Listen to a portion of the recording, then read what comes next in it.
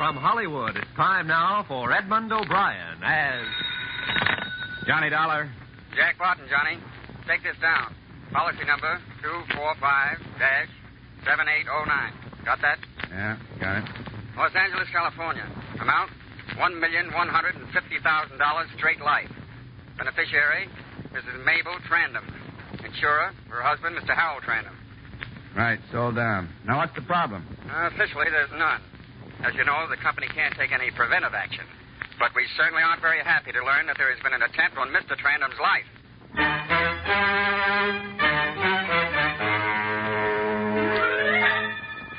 Edmund O'Brien in another transcribed adventure of the man with the action-packed expense account, America's fabulous freelance insurance investigator. Yours truly, Johnny Dollar.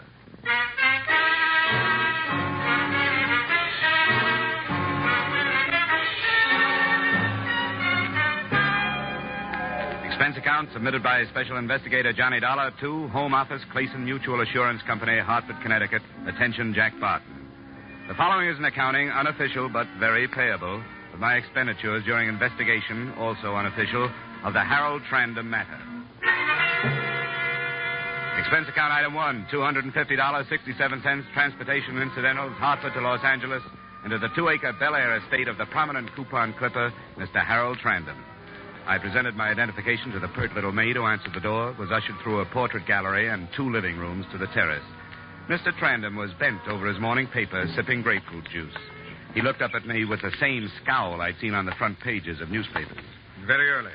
Why did the servants let you in here? May I sit down? Certainly not. I don't even know you. Yeah, here's my card. Insurance investigation. I suppose you think I can't pay my next premium. Mr. Trandem, we have no doubt as to your credit rating. This is a much more important matter to you. Financial? In a way. Now, what is this important matter? Your life. I understand there's been an attempt on it. That's my own affair. Strictly my own affair. I made adequate provision. If your company is worried about my life, I'm very touched. But I assure you... Don't misunderstand, Mr. Trandem. I'm only interested in your welfare unofficially. The company takes no preventive action of any sort. However, as a friend of Jack Barton, who's head of the Hartford office of Clayson Mutual, I'm here to try to see that no further attempts occur. Unofficially or officially, I'm well taken care of. Thank you. Oh, that's that, then. Sorry. Must have been a long trip from Hartford. Yes, it was. I should offer you a drink, I suppose. Well, it's a little early for anything hotter than orange juice for me. My doctor makes me drink this lot. Grapefruit juice. Go right. Lila.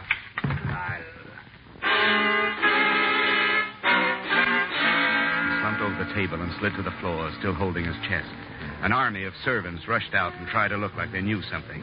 I was obviously the major suspect, and they vied with each other in their attempts to blame me.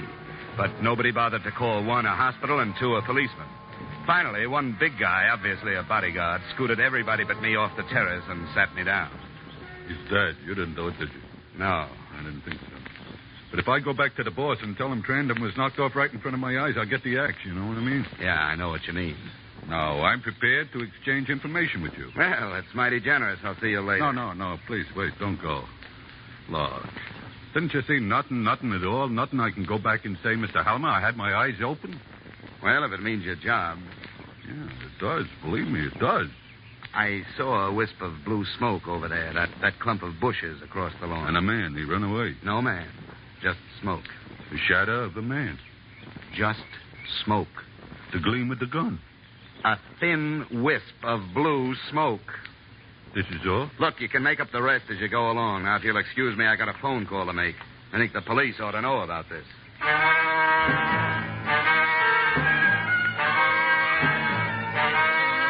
When the sirens arrived, they examined the brush and found a few bent twigs among the straight ones. Nothing to go on. They set about examining all the servants, searching the house, but their efficiency got them nowhere. By the time they left, they had collected no information at all. The only thing they had succeeded in doing was to make Mrs. Mabel Trandem lock herself in her room for a good private cry. It was after the police left that I remembered the last word of Mr. Harold Trandem. Lila. Hating unsolved mysteries as I do, I knocked quietly at Mrs. Trandem's bedroom door instead of hopping on the next DC-6 for Hartford. Go away. Please, Mrs. Trandem, I'd like to talk to you. I don't want to talk to anybody. Go away. I'd like to talk to you about Lila. Who did you say? I'm Johnny Dollar. I'm at the What about Lila? May I come in? Thanks. Tell me what about Lila? Well, that's just what I was about to ask you. You're one of the detectives, aren't you? No, I'm an insurance investigator. Oh, sit down. What did you hear about her? The last word your husband said was Lila. Yes, it would be. That's all he talked about. Breakfast, lunch, and dinner. Oh, I got a steady diet of her, all right. What did he say about her? Nothing. He just said Lila. I suppose his insurance money won't be paid now that he was murdered. The fact that he was killed won't interfere with the payment, Mrs. Trandem. The way it looks now, you'll get your money with very little trouble.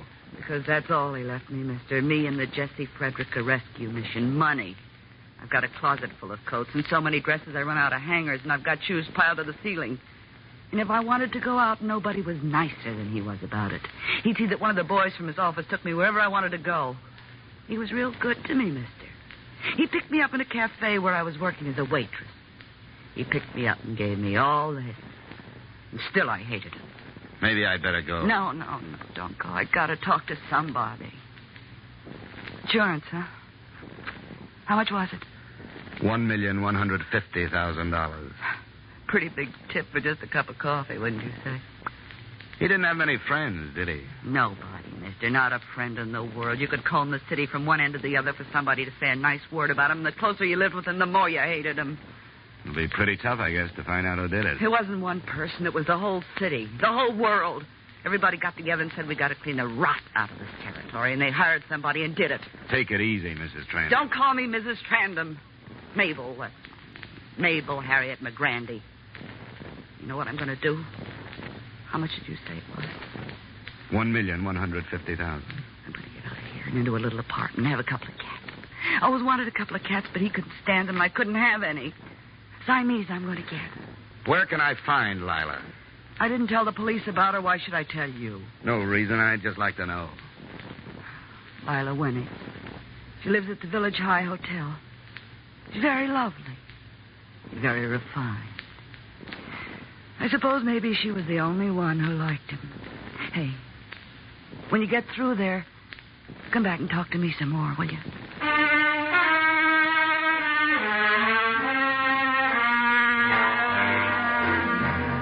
Expense account item 2, taxi fare to the Village High Hotel in North Hollywood. 4 tanned kids dashed in and out of a sprinkler's path.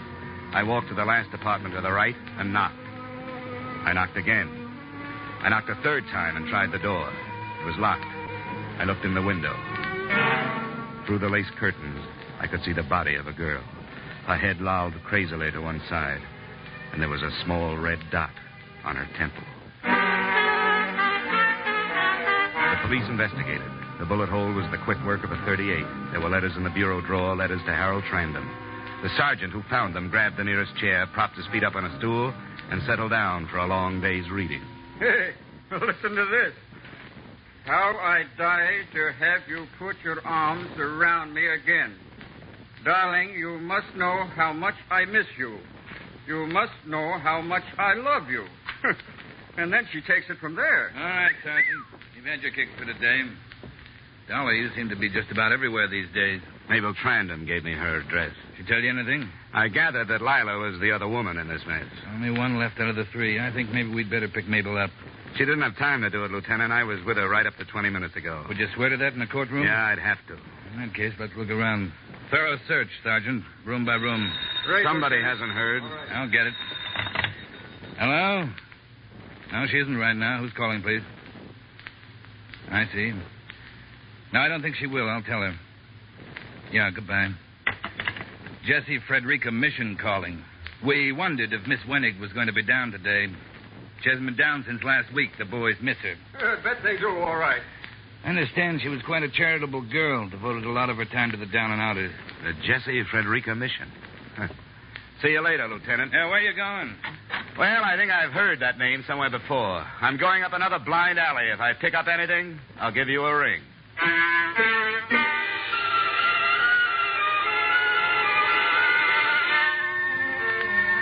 Expense account item 3, $4.90. Transportation Bel Air to the Jesse Frederica Rescue Mission on Main Street. Now that the mystery was doubled, I thought it wise to follow up every enterprise the 2 late lovers had in common. The driver let me out in front of a store with a Jesse Frederica mission, everyone welcome, painted on the window in gold. I walked into the place, past little groups of sullen men sipping their coffee from tin cups. There was a room labeled, Wait in Here. An abrupt young man, nattily dressed, motioned me into an inner office and closed the door behind me. I was all alone, except for the smiling old lady at the desk. Your name, please? Johnny Dollar, I'm here on business. Certainly. How long since you've had a bath? Well, this morning You do look pretty clean. I think our young men have a tendency to stay clean much more than, say, 30 years ago. Don't you? Oh, definitely. But I'm not here for a bath. Oh, sorry, but it's required. Any dependents? Not as yet. Good. Have you tried to get a job of any kind? The United States Employment Service? A private agency? I've got a job. Oh. Well, then, I'm sorry. I'm an insurance investigator. Oh, you're a graduate. Well, we've had so many come back and thank us. How long since you've been here? A long time. Are you Mrs. Frederica? Miss Frederica. Oh, yes. Well, Miss Frederica. Do you know a Miss Lila Weinig? Why, certainly. She's on our board of directors. A wonderful girl. Uh-huh. Did Mr. Harold Trandem also serve on your board of directors? Why, yes, he does. They're very good friends. Yes, I know. I've got bad news, Miss Frederica. They're dead. They were killed. Oh, that's terrible. An automobile? No. How did it happen? Murder.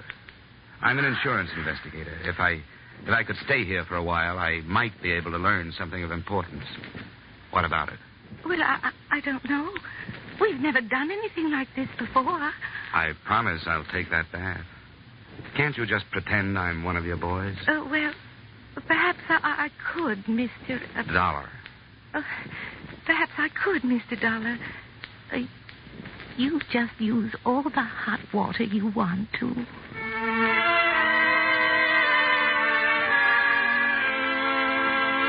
I found myself in the midst of a lot of confused men. Men made even more helpless by belief in their own failure. I hung around the rest of the day listening to their stories. Toward evening, I found myself reliving an imaginative experience with a little white-haired, stubble-chinned guy who had forgotten I was even around. U.S. Kedison started going up in the morning. I watched it. I never took my eyes off that tape. It was climbing like a bird straight to heaven. Well, I'm telling you, I couldn't breathe. I was so excited, and I turned to Thomas Lamont. He was as close to me as you are, you know. I turned and said, "Looks pretty good, huh, Tom?" And he smiled and said, "Yes, Ben, we're going to be all right." Yeah. 2 more points. 2 points more, my friend, and I wouldn't be standing out here, I'll tell you that. Didn't make it, huh? Oh, I'm not worried. I'll do it again someday. Man who's made it once can make it again. Yeah. What do you say? I know a man, he was much worse off than I. He had less than nothing. He owed the world. And he came back and made the biggest fortune on the whole exchange. Maybe you heard of him. Director of this charity. Killed recently. Harold Trandem. You knew him? Knew him? Well, we were as close as twins. Yeah. He gave me lots of tips on the market. Nice guy, huh? He was very nice. He was a very nice man. Oh, he was gruff sometimes, but kind. A really good heart. And when he took up with that woman, she was a director here, too. They killed her, too, you know. You knew that, didn't you? Yeah. Yeah. Well, when they took up together, I knew she'd kill him. She didn't kill him. Well, the other way around, then. No, it wasn't that way either. Well, you know. No. I always heard he wasn't very well liked. Oh, he had lots of enemies. You see that fellow over there? No, the one leaning against the wall. Oh, the one yeah. with the brown sweater? Yeah. He hated him. Oh, that was a real big thing, that hate was. What's his name? Sanderson. Bill Sanderson. What happened was, years ago, they was partners, the two of them. Bill Sanderson and Trandem. Yep.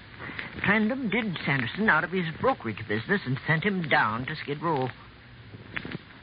I guess Sanderson was only one of many. Oh, sure, he had his enemies, Trandem did. But Sanderson, he was the one who introduced me to Trandem, you know. Sanderson hated him worse than anybody. Hated that woman of his, too. Lila, whatever her name was. Well, that's interesting, Dan. Oh, it's nothing. Why, I got stories that would make your hair curl. I'll tell them to you over a drink sometime, huh?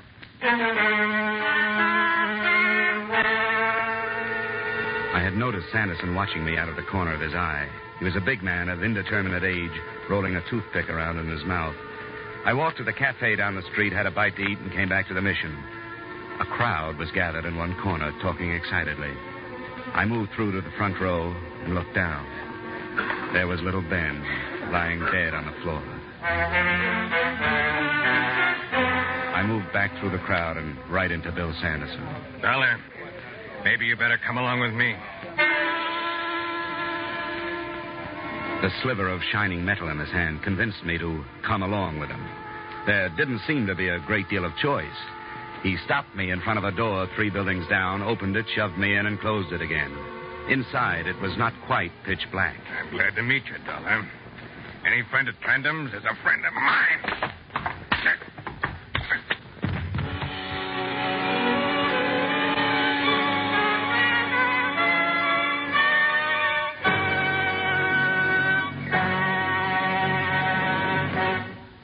We will return to the second act of yours truly, Johnny Dollar, in just a moment.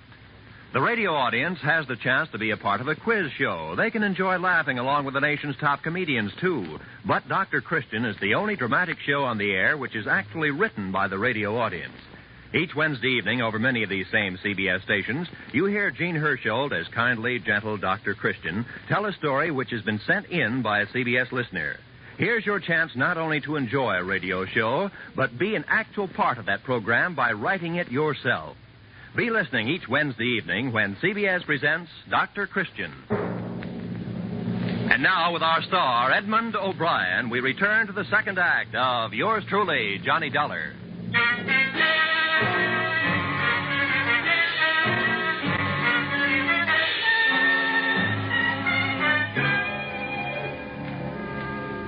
I don't know how many times Sanderson tried to use his knife. Perhaps he was getting too big a kick out of wearing me down to use it at all. Then I was able to maneuver him around with his back against the light from the street. I grabbed his arm and smashed his fist against the wall. The fist with the knife, and when it dropped to the floor, I went about my work with a new zest. You just picked on the wrong guy, sir. Come on, get up. Okay. Come on. Take it easy. Get up, Sanderson, get up. Stand up straight. Hey, come on now. What about it? Lay off, huh? I got a lot of questions. About how you killed Harold Trandem and Lila Weinig and Ben. They found out, didn't they? Out of my way. He pushed me aside and went out the door, melting into the population of Main Street. For me, the mystery was over and the manhunt had begun. Got away, huh? Yeah, he played possum and I fell for it. Yeah, we got all the cars on the lookout. Too late to stake out the neighborhood. We'll get him. You can go on home. No, I'll stick around just for laughs. I've got kind of a personal interest in this case. Yeah, so I see. Didn't do your face much good. I think I'll drop over to the widow's house. Oh, Mrs. Trandem? Yeah, she asked me to drop back to keep her company. With Sanderson on the loose, she may need more company than she thinks.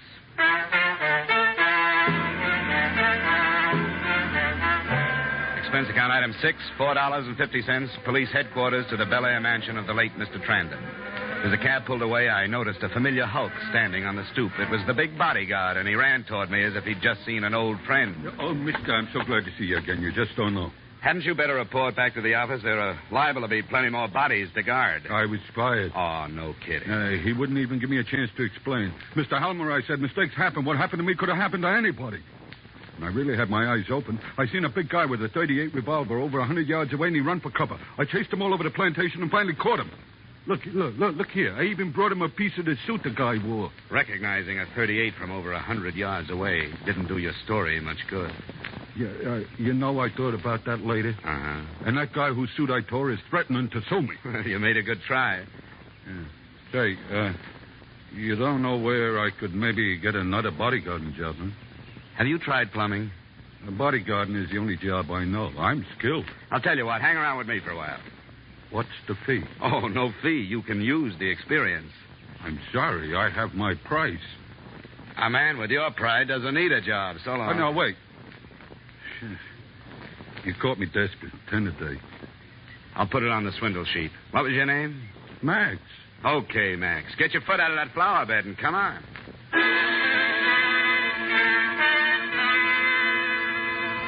My earnest protector and I went up the grand staircase led by a butler.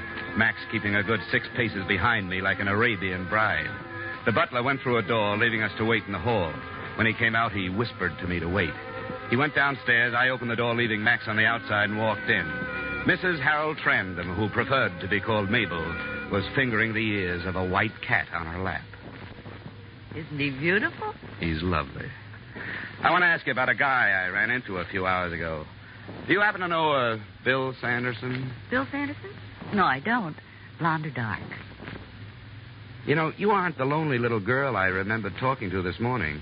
What makes you so happy? I'm going away. Where? Somewhere. How much did you say that policy was for? A lot of money. You can mail it to me. You going alone? All alone. Pretty girl like you alone all this time? Hard to believe. Oh, it'll be different now. You'll see. I've got my next guy all picked out. In my mind, I mean. He'll marry me for my looks and my money, but mostly for my money. Then I can be boss for a change. You wouldn't mind if I took a small look around the room, would you? Keep your hands off things that don't concern you. I know all about search warrants. I'll bet you do. But keeping letters like this on your dressing table isn't playing it too smart. You keep your hands off my personal mail. Signed by Bill Sanderson. You shouldn't leave things like this around. I don't know what you're talking about. Mabel, I should have known that a girl with your looks wouldn't just sit around with her crocheting while her husband gallivants about town. You better get packed. Those tickets on the table are for the 6 o'clock plane. It's 4:30 right now. Don't worry, Mr. Dollar. I'll make the plane. You keep everything handy, Mabel. Point that the other way, would you mind? We'll make that plane. Bill has wonderful plans. There's Rio and Argentina and all those South American countries. Nobody's going to stop us now. So you paid Bill... I paid Bill nothing. He killed Harold because he loved me. Should have married him in the first place, but he didn't have the money, and that was important to me then. I met him too late. I met him after Harold had torn every penny and every bit of self-respect out of him. He's killed a few more since you last saw him. It's been one after the other. I don't suppose you've heard about Lila Wenig and poor little Ben down at the mission. You're a liar. It'll be in this evening's papers. Or better yet, you call the police department. You're going off with a mad dog. He's tasted blood and he doesn't know when to quit. You've got over $1 million. Take my advice, Mabel. Find yourself another guy. Get out of my way. You're an accomplice to one murder. Don't try for 3. Get out of my way. I always bow to firearms. This is the room with the outside lock. Goodbye, Mr. Dollar.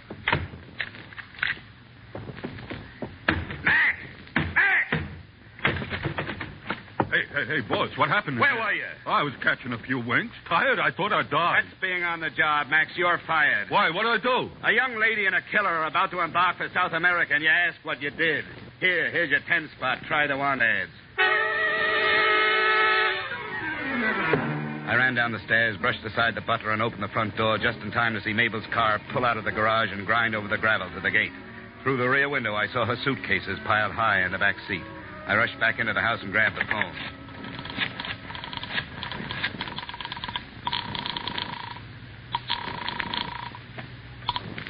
Vincelli, homicide.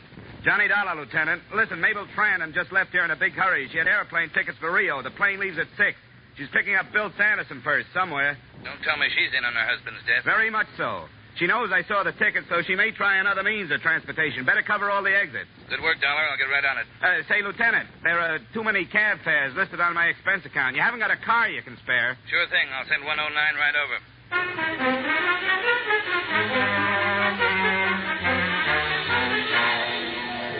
He sent 109 right over. We got to International Airport in time to check the passenger list. Sure enough, there was a name, Mabel Trandem. We waited till departure time, and I felt a little like Drew Pearson must when his predictions come true. She didn't show, Dollar.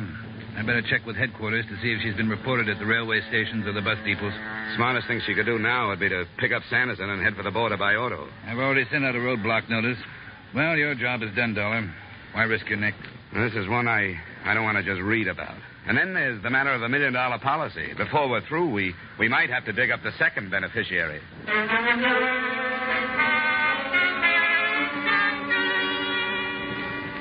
Lieutenant Vincelli checked with headquarters. They had not shown at any departure points.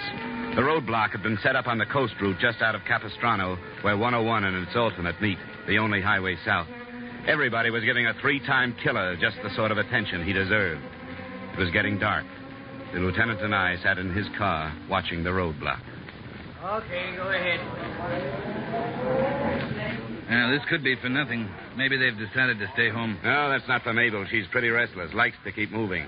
I think they'll make a try for the border tonight. Hey, look up there. Somebody's pulling on a line. Yeah, he's turning off onto the shoulder. He's going to try to crash the block. Okay, let's go.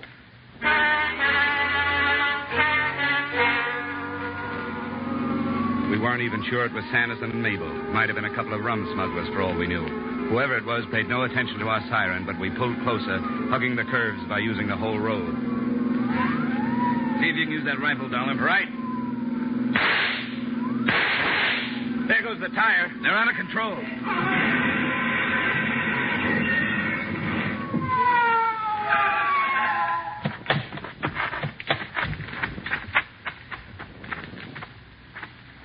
Is that the car? Yeah, that's it. Let's try to get this door open. No use, Lieutenant. Look inside. Yeah. Yeah, I better get on the radio.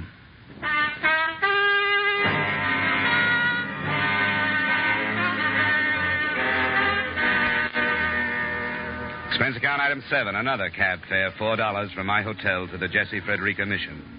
It was a week later. The old lady nodded me to a chair, and I sat down. Well, Mr. Dollar, it's good to see you again. Won't you sit here? I think this seat will be more comfortable. Thank you. I've just come to say goodbye, Miss Frederica. I wish you all the luck in the world.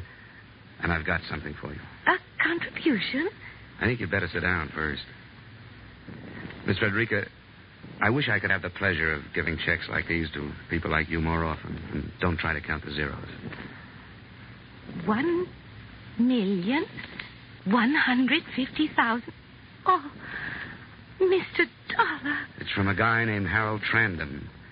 It's his way of giving back about 5% of what he should never have taken. I can't believe it. How did it happen? He named the Jesse Frederica Rescue Mission as a second beneficiary, and the first beneficiary is dead. Please excuse me, Mr. Dollar.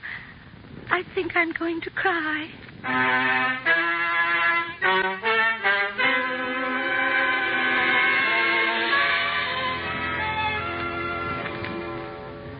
She did. As quietly as possible, I got up and left. I walked out onto Main Street, down past the little shops, the surplus stores, the shoe-shine parlors, and the all-night movies. And I couldn't help thinking, $1 million can buy a lot of turkey dinners. Expense account total, $736.82. Yours truly, Johnny Dollar.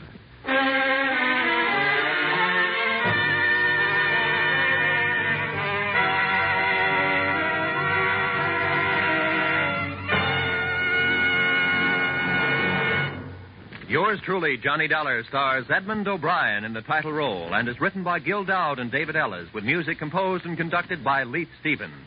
Edmund O'Brien can soon be seen starring in the Columbia Pictures production, The Los Angeles Story. Featured in tonight's cast were James Eagles, Ted Osborne, Ed Max, Gloria Blondell, Raymond Burr, Ida Reese-Marin, and Junius Matthews. Yours truly, Johnny Dollar, is produced and directed by Jaime Del Valle. Join us again next week when, from Hollywood, Edmund O'Brien returns in another transcribed adventure of Yours truly, Johnny Dollar.